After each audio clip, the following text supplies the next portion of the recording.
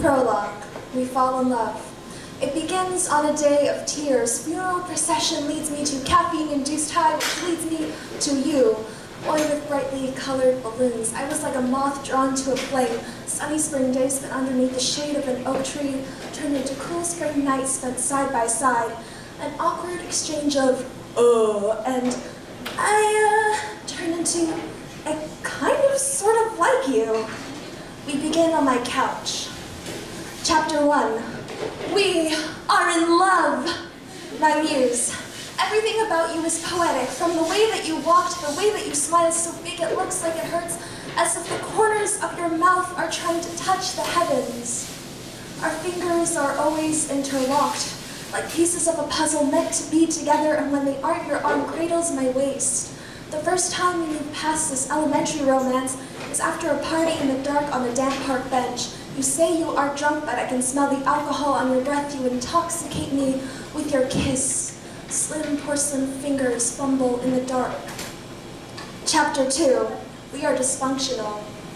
Anxiety, depression, and eating disorder begin to eat away at my sanity, leaving you with a heavy burden of insanity. You spend too many nights locked outside of my house when I have locked myself away from the world. You are hoping, wishing, praying that it's okay, that I'm okay, that I'm still alive and you won't have to mourn. But this is just the beginning. Chapter 3. We fight. We sit on the park bench, we talk it out. We sit on the park bench, we talk it out. I cry, you yell. We sit on the park bench, we talk it out. I cry, you yell. I get passive aggressive. I back you into a corner. You apologize.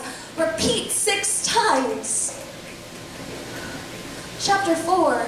We are falling apart, coming away at the seams. I can't remember the last time that I've seen my friends. I've built my world around you.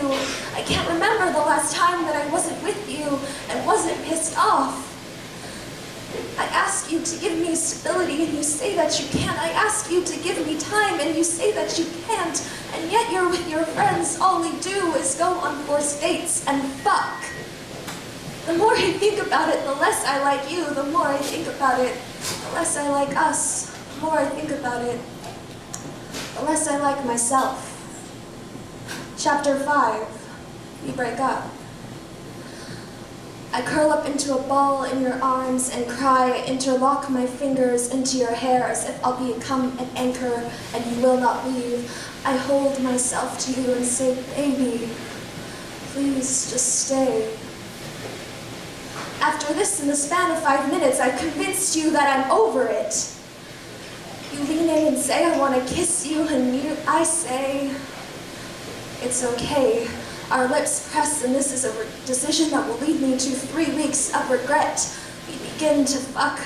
Fingers frantically fumble for buttons. This is half-ass fucking. I can tell you don't love me anymore, and it hurts. And I can't tell if it's your frenzied hip shaking or the shrapnel in my chest from my heart breaking. Chapter 6. I am alone. For 3 days I cry and I whisper your name as if it'll bring you back. My chest is caving in and my stomach is shriveling. Who knew love could hurt like this? But when the tears have all dried, they've washed away all sentiment I had of you.